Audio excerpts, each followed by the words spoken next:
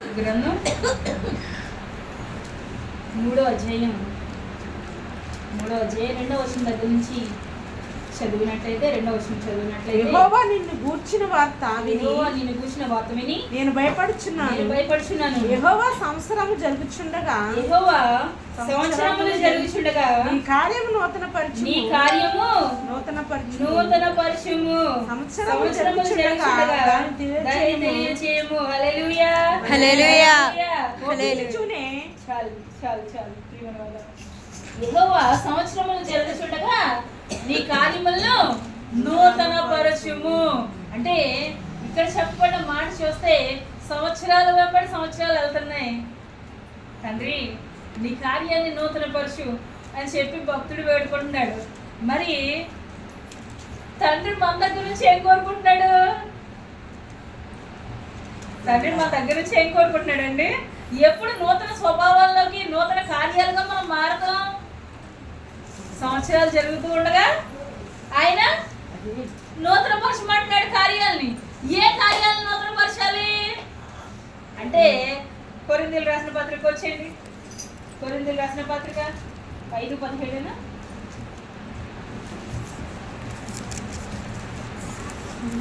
2 కొరింథీ 5:17 కాగా ఎవడైనా క్రీస్తునందున్న ఎడల వాడు నూతన సృష్టి పాతవి గతించెను ఇదిగో క్రొత్తవాయెను. హల్లెలూయా హల్లెలూయా హల్లెలూయా. క్రియలు నూతన కార్యాలు జరగాలి అంటే నువ్వు క్రీస్తులో ఎలా ఉండాలి? అమ్మ క్రీస్తులో ఎలా ఉండాలి? మరి కొంత అలా చూస్తారు ఏంటండి? క్రీస్తులో ఎలా ఉండాలి? మనం నూతనమైన వారిగా ఉండాలి. మరి దావీదు భక్తుడు ఎందుకు అడుగుతున్నాడు? అయ్యా నాలో ఉన్న హృదయాన్ని శుద్ధి చేయదండి, నూతనమైన హృదయాన్ని నాకు దయచేయదండి అని అడుగుతున్నాడు.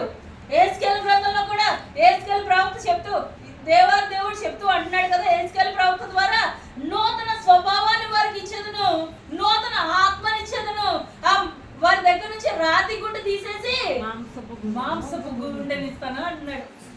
ఇవన్నీ జరగాలి అంటే మూలం ఎక్కడ ఉంది అంటే పౌలు గారు చెప్తున్నారు ఇక్కడికి వచ్చేసరికి. ఇదిగో కాగా ఎవడైనా సృష్టి. హల్లెలూయా హల్లెలూయా హల్లెలూయా. నువ్వు క్రీస్తులో ఎప్పుడైతే నువ్వు ఉంటావో, క్రీస్తుని నీలోకి నువ్వు ఎప్పుడైతే చేర్చుకుంటావో, ఎవరు బ్రాండ్ న్యూ నూతన సృష్టి అంట. పాతవి గతించిపోయినాయి. పాత జీవితాలు, పాత ఉద్దేశాలు, పాత తలపులు, పాత ఆలోచనలు అన్నీ గతించిపోయినాయి. ఏమైపోయినాయి అంట? నూతనమైపోయినాయి అంట. హల్లెలూయా హల్లెలూయా హల్లెలూయా. అంటే క్రీస్తును కలిగి ఉన్న మనం, క్రీస్తులో జీవిస్తున్న మన నూతన జీవితాన్ని మనం అలవర్చుకోవాలి. అంటే నూతన జీవితం అంటే వేరే చోటకి వెళ్ళి జీవించమనా? వేరే కొత్త ప్రాంతానికో మనకు తెలియని ప్రాంతానికి వెళ్ళి జీవించమనా? మన ఉద్దేశాలు, మన అలవాట్లు, మన క్రియలు, మన కార్యాలు, మన పరిపాట్లు అన్నిటిలోని మనం ఏం చేసుకోవాలి? నూతనత్వాన్ని తెచ్చుకోవాలి. చాలా మంది అంటారు కదా, న్యూ ఇయర్ లో జరిగే ఏంటంటే న్యూ ఇయర్ రెజల్యూషన్స్ అంటారు. అంటే కొత్త సంవత్సరం నుంచి ఇది నేను చెయ్యాలి అని చెప్పి, కానీ చాలా ప్రౌడ్గా చెప్పుకుంటారు ఏంటంటే ఈ పలానా సంవత్సరం, ఈ సంవత్సరంలో నేను ఇన్ని చెయ్యాలి, అన్ని చెయ్యాలి అని చెప్పి. దల్లా ఏముండదు అక్కడ, ఏముండదు. సంవత్సరం అయిపోతే మళ్ళీ కొత్త సంవత్సరం వచ్చేది. కొత్త సంవత్సరం వచ్చేసిన తర్వాత మళ్ళీ ఈ ఇయర్ వచ్చేసరికి మళ్ళీ ఇంకో కొత్త న్యూ ఇయర్ రిజల్యూషన్. అదే అవ్వలేదు, అలా అది పోయింది. అక్కడితో వదిలేస్తారు. మళ్ళీ దాని గురించి మాట్లాడడం. ఊరే ఎన్ని అనుకున్నాను. సంవత్సరం అక్కడ వచ్చేసింది, ఏమి చేయకుండానే సంవత్సరం అయిపోయింది, మళ్ళీ కొత్త సంవత్సరం వచ్చేసింది. అంటే మన బ్రతుకుల్లో అలా ఉండకూడదు. దేవుడిచ్చిన ఆయుష్ని బట్టి మనం కొన్ని విషయాలు మనం మార్చుకుంటూ ఉండాలి. అంటే ఒకేసారి మారిపోయామనుకోండి, మిమ్మల్ని చూసి మీ ఇంట్లో వాళ్ళు కంగారు పడతారు. నిజం చెప్తున్నాను, వాస్తవం చెప్తున్నాను. చాలా చోట్ల జరుగుతాయి. ఏంటంటే అప్పుడు దాకా ఆ స్థితి ఎలా ఉంటుందంటే ఎప్పుడు బైబిల్ చదవమన్నా చదవను అమ్మ, ఎప్పుడు ప్రార్థన చేయమన్నా చేయను అమ్మ. మా అక్క పరిపాలనలు చేసుకుంటా ఉంటే ఆడెళ్ళి పాట పాడేసుకొని బైబిల్ చదివేసుకొని ప్రార్థన చేసుకుంటుంది అనుకోండి, మోకరించి ఆ తల్లికి ఏముంటుంది? ముందు కంగారు వస్తుంది. అయ్యి బాబాయ్ ఎట్లా కూతురైనా ఎలా చేస్తుంది అనుకుంటారా లేదా? అంటే మన మార్పు ఒకసారి వచ్చేసి అదేంటది క్యాండిల్ అవి చెప్తాం కదా, లైక్ కేక్ మీద క్రాకర్స్ పెడతాం, స్పార్కిల్స్ అనుకుంటా, స్పార్కిల్స్ అంటారు, ఇలా వచ్చి అలా మాయమైపోతాయి. మన భక్తి అలా ఉండకూడదు, అలా ఉండకూడదు. నిత్యము ఏకరీతిగా ఉండాలి మన భక్తి, మన భక్తి జీవితం. మనం తీసుకునే నిర్ణయాలు అలాగే ఉండాలి. అంటే నూతన సంవత్సరం వచ్చింది అంటే ఒక 5 నిమిషాలు 10 నిమిషాలు పావు గంట అరగంట చేసే ప్రార్థనకి ఇంకా యాడప్ చేస్తా వెళ్ళాలి. 10 నిమిషాలు చేస్తున్నావా ప్రార్థన, ఇంకో 10 నిమిషాలు దానికి చేర్చాలి. లేదు 15 నిమిషాలు చేస్తున్నావా, ఇంకో 15 నిమిషాలు జోడించాలి. లేదు ఒక అరగంట చేసే అలవాటు ఉంటే ఇంకో అరగంట పెంచాలి. సినిమాలు ఇప్పుడు ఇదివరకు ఒక మాట చెప్తాను మీకు, సినిమాలు నిడివి ఎంత ఉండేదండి ఒకనొక టైంలో, 1.5 గంటల లేకపోతే 2 గంటలు ఎలా ఉన్నా, అంటే పూర్వకాలంలో అవి అయితే ఏకదాటిగా చాలా నిడివి. మళ్ళీ 2 గంటలు ఉంటుంది ఒక సినిమా, లేకపోతే ఇలాగ రకరకాలుగా ఉంటాయి కదా మరి డ్యూరేషన్స్. అంటే ఈ న్యూస్లో స్క్రీన్ ప్రెజెన్స్ చాలా పెద్దగా, అంటే ఇప్పుడు లేటెస్ట్ ట్రెండ్ ఏంటంటే 3.5 గంటలు వస్తుందంట సినిమా.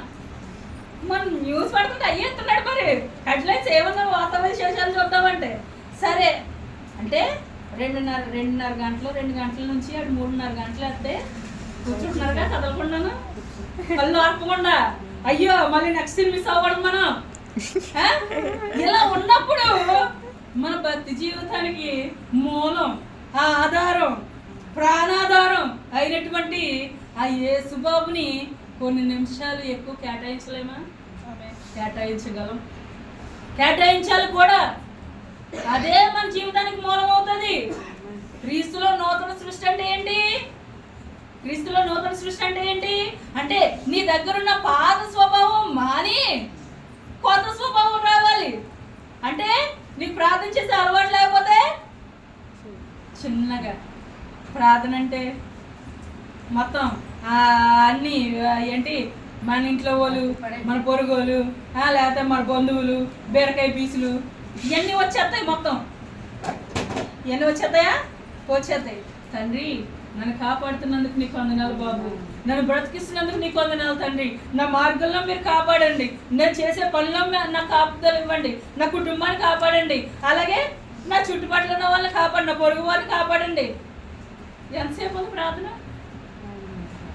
ఎంతసేపు ఉంది? చేసుకోవాలి. అంటే అలవాటు లేనప్పుడు ఏం చేయాలి? చేసుకోవాలి. ఎందుకంటే నా తమ్ముళ్ళు దొరికారు కదా, వాళ్ళకే చెప్తున్నాను నేను ఈ మాట. ప్రార్థన అలవాటు లేనప్పుడు ఏం చేయాలి? ప్రార్థన అంటే మీ భార్యలు లేకపోతే మీ తల్లులు వాళ్ళు చేస్తారు ప్రార్థన. ముందు మీరు మొదలు పెడితే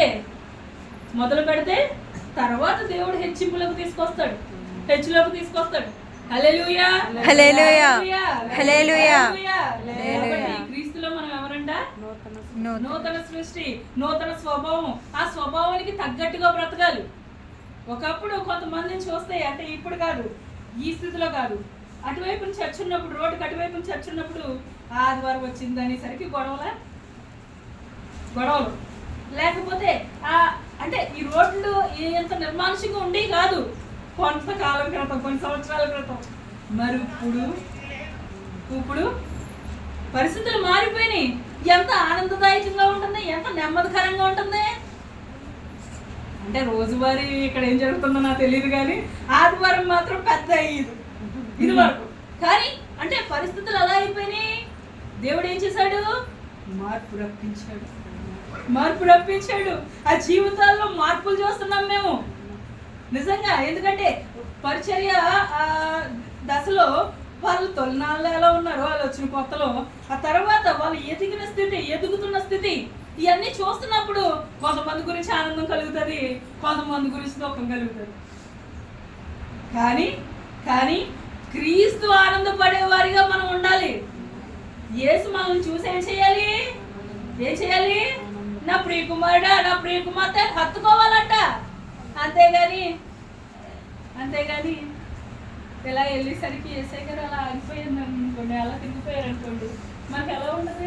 సాధారణ ఏసై గారి దగ్గరికి అక్కర్లే. ఆయన తిరిగే దేవుడు కూడా కాదు. మనిషి ఎవరన్నాను అప్పుడు దాకా మనకు తెలిసిన మనిషి ఇలా వెళ్తాం.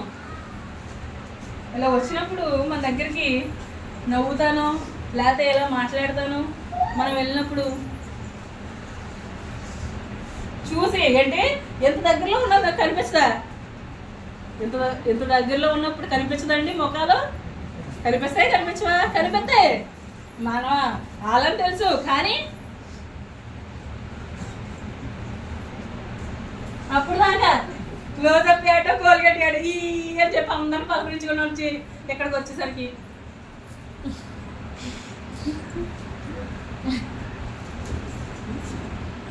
ఏముండవు అక్కడ దొరకడానికి. కానీ మన యాక్షన్ ఎలా ఉంటుందంటే, కొంతమంది యాక్షన్ అలాగే ఉంటుంది. ఎందుకంటే మొన్న ఒక చోటుకి వెళ్ళాంలేండి, అక్కడ చాలా మంది ఎలాంటి యాక్షన్ చేశారు. యాక్చువల్లీ అక్కడ వాళ్ళు చూసిన తర్వాత ఓహో సరేలే దేవునికి స్తోత్రం, మనం అలాంటి వాళ్ళు కాదు కదా, పోలే అని చెప్పి అలా వెళ్ళిపోతాం. ఓ మనం చూడడం ఇష్టం లేదేమో, పోలే అని చెప్పి నవ్వుకొని దేవునికి స్తోత్రం అనుకుని వచ్చేయడం తప్పించి మనం ఏం చేయగలం? కానీ అంటే మానవ స్వభావాలు ఎలా ఉంటాయి? ఒక్కవేళ ఇన్ కేస్ అదే పరిస్థితుల్లో ప్రభువు కనుక నిన్ను దాటి వెళ్ళిపోయాడు అనుకోండి, నీ పరిస్థితి ఎక్కడ? నిచ్చి నరకంలో ఉంటావు నువ్వు. అగ్ని ఆరదు, పురుగు చావుతావు. కానీ ఆయన విడిచి వెళ్ళేవాడు కాదు.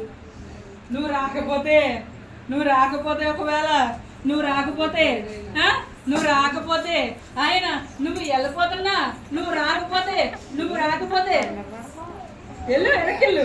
నువ్వు అలా వెళ్ళిపోతున్నా కానీ ఆయన ఏం చేస్తాడంటే ఇంకా నువ్వు బిడ్డ వస్తుందేమో, ఇంకా ఇంకొకసారి మళ్ళీ వెళ్ళిపోద్ది. మళ్ళీ ఎస్ఐ గారు మళ్ళీ నా ప్రియ కుమార్తె లేకపోతే నా ప్రియ కుమారుడు అని చెప్పి నువ్వు వెళ్ళిపోవడానికి ఎంత తోసేసినా, ఒకవేళ నా చెయ్యి విదిలించేసుకొని వెళ్ళిపోయినా మళ్ళీ ఇంకొకసారి వస్తాడు. ఆ ప్రేమమయుడు నీ కోసం అలా వస్తాడంటే మళ్ళీ వచ్చి మళ్ళీ పట్టుకుంటే మళ్ళీ గెంటేసి నన్ను గెంటే ఇలా గెంటేసి నువ్వు వెళ్ళిపోయినా ఆయన మళ్ళీ ఎలా వస్తాడు తెలుసా? నా ప్రియ కుమారుడు అని చెప్పి నువ్వు బాధలో ఉన్నప్పుడు, నువ్వు దుఃఖంలో ఉన్నప్పుడు, ఎవరు లేని స్థితిలో కూడాను, ఎవరు ఉన్న స్థితిలో అయినా, అందరూ ఉన్న స్థితిలో అయినా, ఎవరు లేని స్థితిలో అయినా ఆయన వచ్చి హత్తుకునే దేవుడు. సెక్యూరిటీ ఉంటుంది మనకి. ఆయన హక్ చేసుకున్నప్పుడు మనల్ని ఆ కౌగిలింతలో ఏముంటది? మనకి ఆదరణ ఉంటుంది, సెక్యూరిటీ ఉంటుంది, నెమ్మది ఉంటుంది, సంతోషం ఉంటుంది. ఈ సంతోషం లోకల్లో ఎవరన్నా ఇవ్వగలరా? మనుషులు ఇవ్వగలరా? ఎవరన్నా కొంతకాలమే, మహా అయితే జీవితాంతం ఉండలేదు. కానీ మన దేవుడు అలాంటి దేవుడు కాదు. హల్లెలూయా.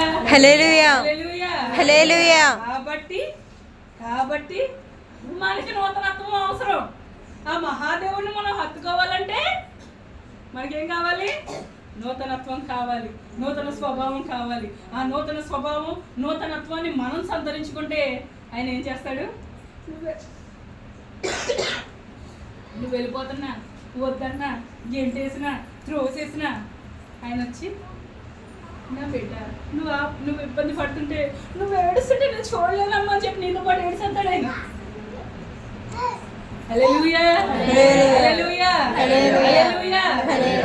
తండ్రి నీ దగ్గరికి రావాలి, నీతో అటువంటి బాండింగ్ ఉండాలి, లేకపోతే సహవాసం ఉండాలి, ఆయన నీతో మాట్లాడాలి అంటే ముందు ఎక్కడ ఉండాలి? కాగా ఎవడైనా క్రీస్తులో ఉంటే వాడు నూతన సృష్టి. ఆ నూతనత్వాన్ని మనం ధరించుకుంటే అప్పుడు ఏమవుతుంది? ఏసై వస్తాడు. ఏసై వచ్చిన గృహంలో ఏముంటది? అమ్మ యేసయ్య వచ్చిన గృహంలో ఏముంటది? జక్కయ్య గృహానికి వచ్చాడు దేవుడు. ఏమొచ్చింది అక్కడ? రక్షణ వచ్చింది, సంతోషం వస్తుంది. యేసు నీ జీవితంలోకి అడుగు పెడితే నీ జీవితాలు ఎలా అయిపోతాయి? మాదిరికరం అయిపోతాయి, వెలుగుమయమైపోతాయి. ఎవరన్నా అలా నిన్ను చూస్తా అప్పుడు దాకా చూసిన చూపు ఒకలా ఉంటది. యేసు నీలో ప్రవేశించిన తర్వాత నీకు ఇచ్చే గౌరవం, విలువ, మర్యాద అన్ని హెచ్చింపబడతాయి. హల్లెలూయా, హల్లెలూయా, హల్లెలూయా, హల్లెలూయా. కాబట్టి దేవునికి ఇష్టంగా మారుదామని చెప్తూ ఈ నా మాటలు ముగిస్తున్నాను. దేవుడి కొద్ది మాటలు దీవించును గాక.